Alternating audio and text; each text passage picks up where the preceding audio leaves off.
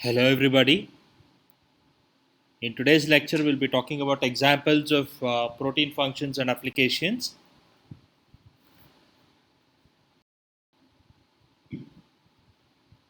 As an introduction, each type of protein consists of a precise sequence of amino acids, which allows it to fold up to a particular three-dimensional shape or conformation. These proteins are precisely engineered moving parts whose mechanical actions are coupled to chemical events.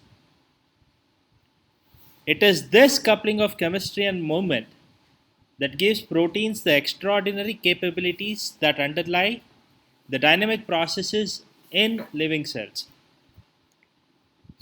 The biological properties of a protein molecule depend on its physical interaction with other molecules. For example,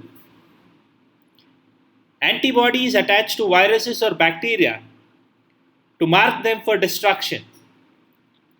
The enzymes bind to substrates to catalyze a reaction. The actin molecules, which form the crucial components of cytoskeleton, bind to each other to assemble into actin filaments, and so on.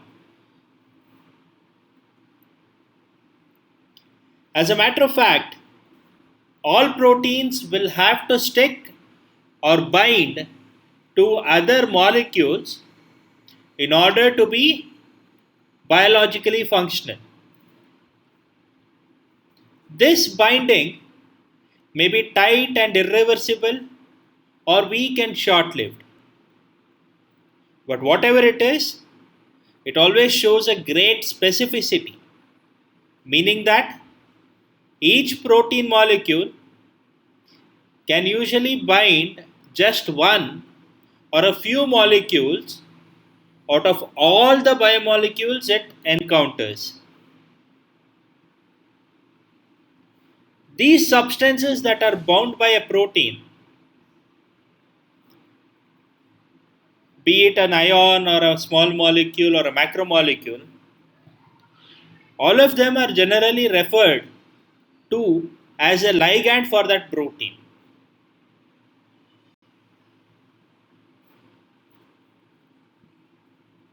So, trying to know the different types of proteins available across the nature. Proteins are classified based on their important roles in growth, development, functioning, and homeostasis.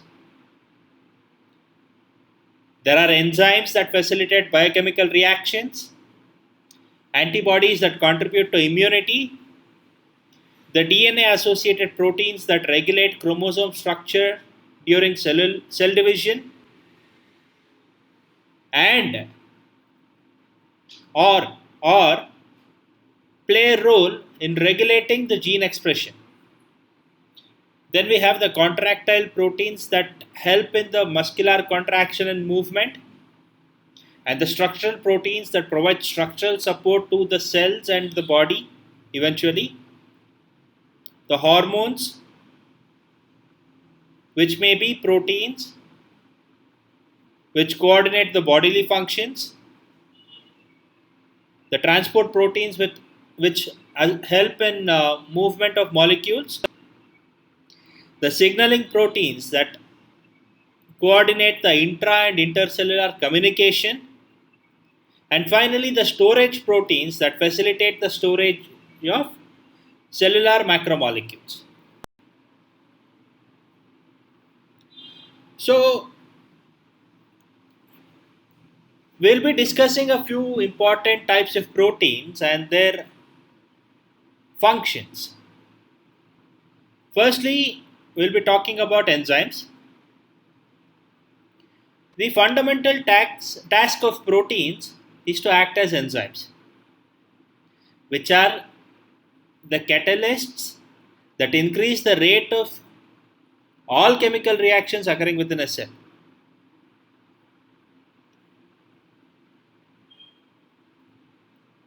Talking about biological catalysts, proteins or the enzymes are not the only biological catalysts available. There are a few types of RNA that are particularly called the ribozymes that are capable of catalyzing some reactions.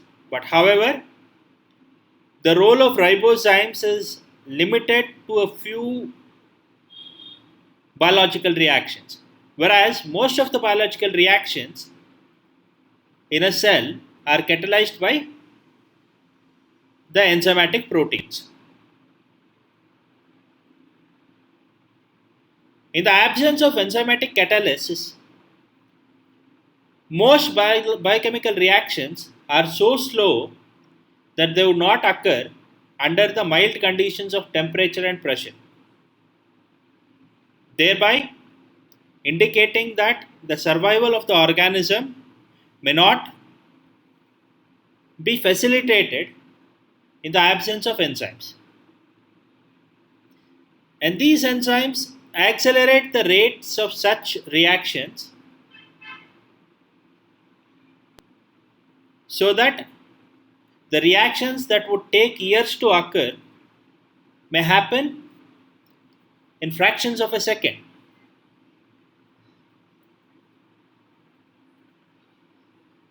The cells of an organism would contain a variety of such enzymes, and their activities determine which of the many possible chemical reactions actually take place within the cell.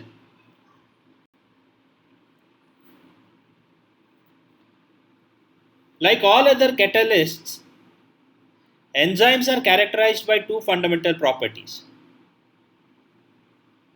Firstly, they increase the rate of chemical reactions without themselves being consumed or permanently altered by the reaction. And secondly, they increase the reaction rates without altering the chemical equilibrium occurring between the reactants and the products. The catalytic activity of enzymes involves the binding of their substrates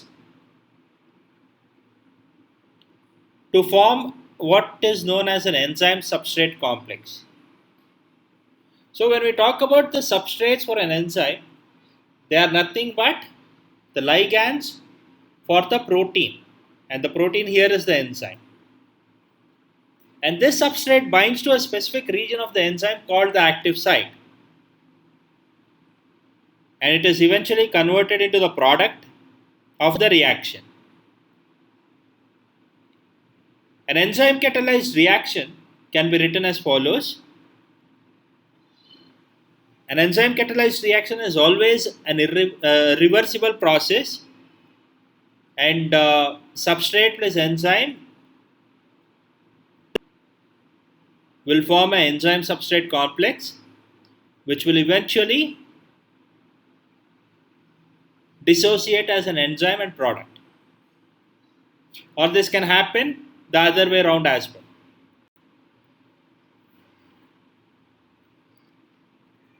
The binding of a substrate to the active site of an enzyme is a very specific interaction. These active sites are nothing but clefts or grooves on the surface of an enzyme, and they're usually composed of amino acids from different parts of the polypeptide chain that are brought together in the tertiary structure of the folded protein, thereby meaning that these amino acids are not necessarily adjacent to each other. They are not neighboring amino acids, but they can be present anywhere across the polypeptide chain. But in order to establish the function of the protein folding or formation of the tertiary structure of the protein will aid these amino acids to work in synchrony. And the substrates initially bind to the active site by non-covalent interactions, including the hydrogen bonds, ionic bonds, and the hydrophobic interactions.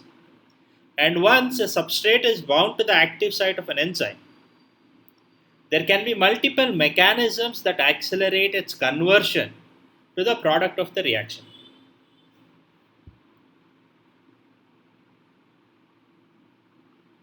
So far, we have known that a reaction can occur in many types.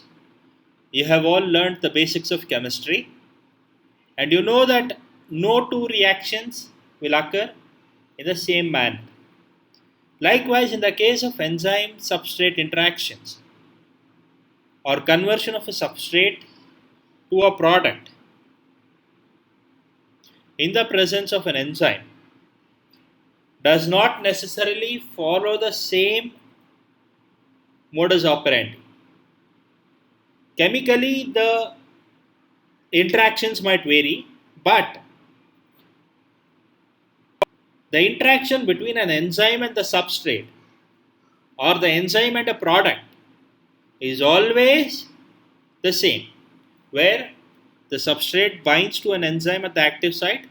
There are a few amino acids in the active site that interact with the substrate to make this bonding happen,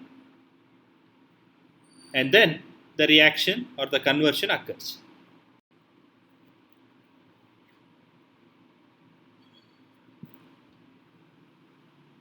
The enzymes accelerate reactions also by altering the conformation of their substrates to approach a state of transition. So, when we are talking about a reaction, when we are talking about a reactant being converted into a product, it is very much understood that the reactant will undergo a modification both chemically as well as physically to form the product. The same thing applies to an enzyme substrate interaction.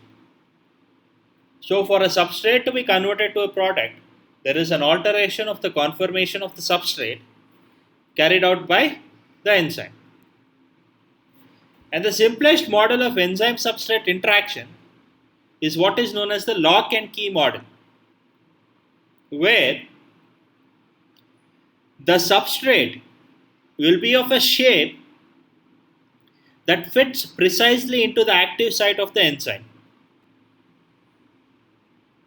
However, there is another way an enzyme and substrate can interact, and that is called the induced fit model, where the configuration of both the enzyme and substrate are modified by the substrate binding.